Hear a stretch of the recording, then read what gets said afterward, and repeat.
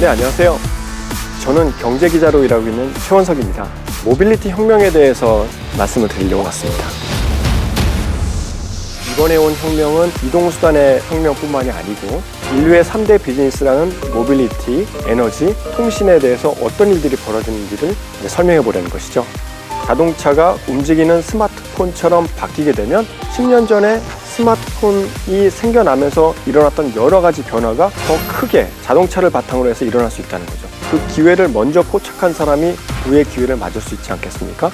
그것에 대해서 말씀드리려는 겁니다. 모빌리티 혁명 쉽게 이해하기. 1강. 모두가 모빌리티 시장에 뛰어든다. 최근 모빌리티 시장에 많은 기업들이 앞다투어 뛰어들고 있는데요. 국내 개인 투자자의 해외 주식 보유량 1위라는 테슬라만 봐도 쉽게 알 수 있습니다. 기존의 자동차 회사 시가총액 1위였던 토요타를 제치고 업계 시총 1위가 된 것이 불과 작년 7월이었는데요. 지금은 전 세계 모든 기업 가운데 시총 기준으로 톱10 안에 진입했을 만큼 놀라운 성장을 거듭하고 있습니다. 이뿐이 아닙니다. 모바일 업계의 제왕이자 전 세계 시가총액 1위 기업인 애플도 모빌리티 시장 참여를 조만간 발표할 것으로 보입니다. 미국과 경제 패권 경쟁을 하고 있는 중국에서도 중국의 구글이라는 바이두, 중국 최대 게임 콘텐츠 기업인 텐센트, 전자상거래 기업 알리바바 등이 각자 전기 자율주행차 등과 서비스 플랫폼을 개발해 모빌리티 시장 장악을 준비하고 있는 상황입니다. 한국은 어떨까요? 글로벌 자동차 회사인 현대자동차가 차량을 만들어 파는 것을 넘어 자율주행을 기반으로 한 모빌리티 서비스 플랫폼 회사로 발전해 나가려는 계획을 진행 중이고요. 그 외에도 삼성, LG, SK 같은 기존의 대기업 혹은 네이버나 다음 카카오 같은 IT 대기업들도 국내 모빌리티 시장의 주요 플레이어로 등장할 가능성이 높습니다. 그럼 여기서 한 가지 질문을 해보겠습니다. 도대체 왜 그렇게 수많은 기업들이 앞다퉈서 모빌리티 시장에 뛰어들려고 하는 걸까요? 우선 이 질문에 대답하기에 앞서서 모빌리티 혁명이라는 말이 정확하게 무엇인지 생각해 보겠습니다. 모빌리티는 이동성, 이동 정도로 번역할 수 있겠죠. 모빌리티 혁명이라는 것은 이동이라는 개념에 혁명적인 변화가 오고 있다는 뜻으로 해석할 수 있을 겁니다. 그럼 이동에 어떤 큰 변화가 오고 있다는 것일까요? 이것을 생각해 보려면 우선 지난 100년간 유지되어 왔던 자동차의 역할 혹은 기존 자동차 산업의 본질에 대해서 살펴봐야 할 것 같습니다. 기존의 자동차는 이전에 도로를 달리는 수단이었던 말이나 마차를 대체한 것이죠. 자동차가 탄생하면서 대도시 풍경은 순식간에 바뀌었습니다. 1900년과 1913년의 뉴욕 맨하탄 5번가 풍경입니다. 불과 13년 만에 도로 모습이 완전히 바뀐 것을 알 수 있죠. 당시로서는 이것이 바로 이동성의 혁명적인 변화, 모빌리티 혁명이었습니다. 자동차를 대량으로 만들게 되면서 엔진이나 변속기, 차체 부품을 만드는 데 필요한 기계 가공 산업이 급속도로 성장했을 거고요. 자동차의 금속 뼈대를 제공하기 위한 철강 산업, 그리고 자동차의 연료를 쓰이는 휘발유, 경유 등을 제공하기 위한 석유화학 산업이 함께 거대한 규모로 발전했겠죠. 자동차 보급으로 사람들의 이동 범위가 넓어지면서 이를 바탕으로 다양한 소비 산업도 발전해 나갔을 겁니다. 이런 식으로 사회적으로나 산업적으로나 혁명적인 변화가 일어났다는 얘기입니다. 바로 100년 전의 모빌리티 혁명이었던 거죠. 지금의 도로 풍경은 어떨까요? 자동차의 디자인이 바뀌고 편의장비, 안전장비가 좋아지긴 했지만 사람이 차를 운전해서 도로를 달리는 기본 개념은 지난 100년간 크게 달라진 것이 없습니다. 사람을 어떤 장소에서 특정한 곳까지 데려다주는 것에서 역할이 끝나는 거죠. 이것을 자동차 산업의 측면에서 한번 생각해 볼까요? 자동차 회사는 자동차라는 제품을 만들어 판매합니다. 즉, 더 낮은 원가로 차를 만들어 더 높은 가격에 팔 수 있다면 더 많은 영업이익을 낼 수 있겠죠. 물론 애프터 서비스나 자동차 할부 금융 같은 것을 통해서 돈을 벌 수도 있겠지만 기본적으로는 차를 팔아서 마진을 남기는 게 자동차 산업의 핵심이었습니다. 이 비즈니스 모델은 지난 100년간 전혀 바뀌지 않은 거예요. 그런데 이것만 해도 규모가 얼마나 크냐 하면요. 1년에 연간 8천만 대에서 1억 대 정도의 신차가 팔리는데 전 세계인들이 매년 신차를 구입하는 데 쓰는 돈이 대략 2,500조 원이라고 합니다.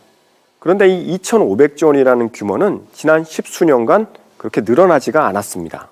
시장 자체가 정체돼 있고요. 기존 자동차 기업들의 시장 가치도 크게 늘어나지 않았죠. 심지어 이 거대한 산업에 새로운 참여자도 없었습니다. 글로벌 자동차 회사 톱10 기업 가운데 가장 역사가 짧은 기업이 어디이고 언제 탄생했을까요? 정답은 우리가 잘 아는 현대자동차입니다. 1967년에 설립됐습니다. 지난 50년간 글로벌 톱10 기업 중에 새로 들어온 기업이 한 곳도 없었다는 겁니다. 놀랍지 않으신가요? 그만큼 변화가 많지 않은 산업이었다는 얘기입니다. 자동차 산업에 신규 진입이 어려운 이유는 수익을 내기까지 투자해야 할 규모가 엄청나고 또 투자비를 회수해야 하는 기간도 매우 오래 걸리기 때문입니다. 차량을 개발하고 부품을 조달하고 공장을 짓고 판매망을 구축하는 데는 조단위 자금과 5년에서 10년 이상의 시간이 걸립니다. 또 이렇게 차를 만든다고 해도 투자비를 회수하려면 아마 20년 이상은 걸릴 겁니다. 하지만 기존 자동차 시장의 플레이어들은 이미 이런 과정을 거쳐 치열하게 경쟁을 하고 있는 상황이죠. 자동차 시장은 1등 기업도 세계 시장 점유율이 10% 선에 불과합니다. 누구도 독과점하고 있지 못하기 때문에 영업이익률도 5% 내외로 매우 박한 상황입니다. 그런데 이런 자동차 산업에 큰 변화가 일어나고 있습니다. 이동수단이 100년 전에 말과 마차에서 내연기관 자동차로 바뀌면서 큰 변화가 일어났다고 말씀드렸는데요. 그 이동수단의 동력원이 내연기관에서 전기모터로, 그리고 사람이 직접 운전하는 독립적인 이동수단에서 통신과 연결되고 스스로 주행이 가능한 이동수단으로 바뀌어가고 있는 것입니다. 이것을 앞서 보여드린 1900년과 1913년 맨하탄 5번가 풍경과 비교해 본다면 미래의 도로 풍경은 또 완전히 달라질 수도 있습니다. 자동차들이 전혀 멈추거나 속도를 줄이거나 할 필요 없이 다니는 식으로 말이죠. 이게 가능한 것은 도로 위의 자동차가 통신으로 연결되고 또 차량 내부에 스스로 운전의 상황을 판단할 수 있는 컴퓨터가 내장되어 있기 때문이겠죠. 따라서 궁극적으로는 인간이 교통신호를 보고 판단할 필요가 없이 컴퓨터와 통신 그리고 인공지능의 판단에 의해 가장 효율적인 교통 흐름을 만들어낼 수가 있다는 얘기입니다. 그런데 100여 년 만에 새롭게 일어나고 있다는 이런 모빌리티 혁명은 도로 풍경과 같은 외형적인 것에만 있는 것이 아닙니다. 이것은 보통 4가지 키워드로 설명되는데요. 첫 번째는 커넥티드입니다.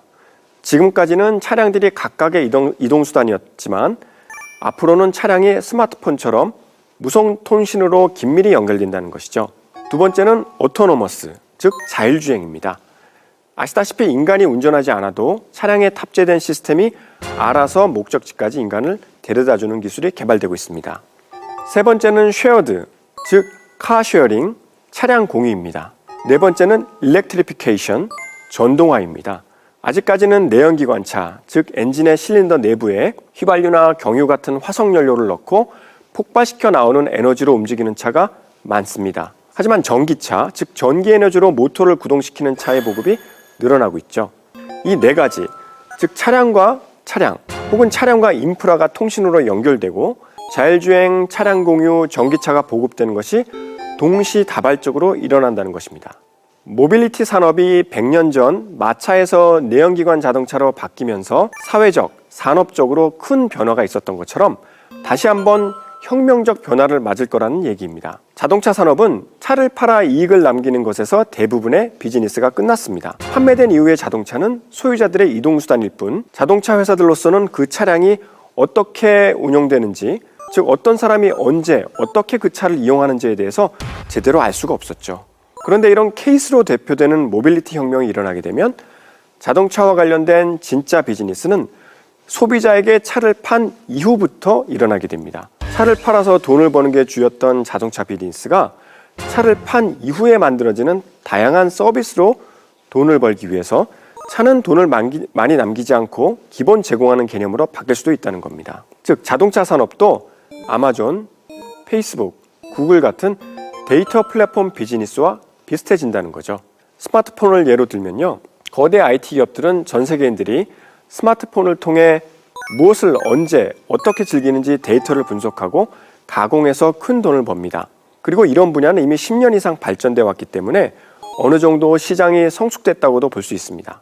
그런데 아직까지 완성은커녕 이제 시작 단계에 있는 분야. 그러나 제대로 개발만 하면 어떤 분야보다 규모가 크고 돈을 많이 벌 수 있는 분야가 하나 남아 있습니다. 그것이 바로 자동차를 사용하고 이동하는 과정에서 발생하는 데이터를 활용해 돈을 버는 비즈니스입니다. 다른 데이터 플랫폼 기업의 성공 과정이 그렇듯 모빌리티 기업들이 관련 데이터 플랫폼을 장악하게 된다면 앞으로 차를 팔아 돈을 버는 것보다 훨씬 더 많은 돈을 버는 구조를 만들 수도 있다는 겁니다. 앞서 말씀드린 케이스의 변화가 제대로 이행돼 이것이 본격적인 수익 모델을 만들 수 있게 된다면 연간 2,500조 원이라고 말씀드렸던 자동차 산업의 규모가 그 3배 이상인 7,000조 원까지도 성장하게 될 것이라고 보고 있습니다. 게다가 모빌리티 혁명은 인류의 3대 산업군이라는 자동차, 통신, 에너지 모두에서 큰 변화를 가져오는 것이죠. 자동차가 통신과 더 긴밀하게 연결되고 또 그동안 석유를 가장 많이 소비했던 자동차가 석유 대신 전기를 에너지원으로 삼게 된다면 에너지 산업 전체에도 큰 변화가 일어나겠죠. 그렇기 때문에 IT 기업 입장에서는 모빌리티 시장에 반드시 뛰어들지 않으면 안 되는 겁니다. 기존의 PC, 스마트폰 기반의 데이터 플랫폼 사업이 자동차로 연결되면 훨씬 더 사업의 규모가 커질 테니까요. 기존의 자동차 회사들은 어떨까요? 가만히 있다가는 이 거대한 자동차 시장을 애플, 구글, 아마존 같은 IT 대기업에 다 빼앗길 수도 있습니다. 자동차를 팔아 돈을 버는 것에서 자동차는 기본으로 제공하고 판매 이후에 자동차를 활용한 각종 서비스, 데이터 비즈니스로 돈을 버는 쪽으로 바뀐다면 자동차 회사는 IT 회사에 하드웨어만 납품해주는 하청업체로 전락할 수도 있겠죠. 자동차 회사도 앞으로는 차만 팔아서는 생존에 불가능해질 것이니 IT 업계에 맞서서 모빌리티 전쟁에 참전할 수밖에 없는 것입니다.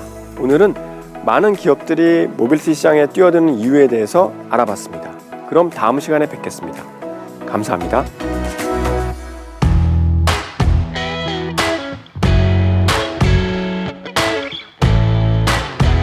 It's like I never loved you, like I was never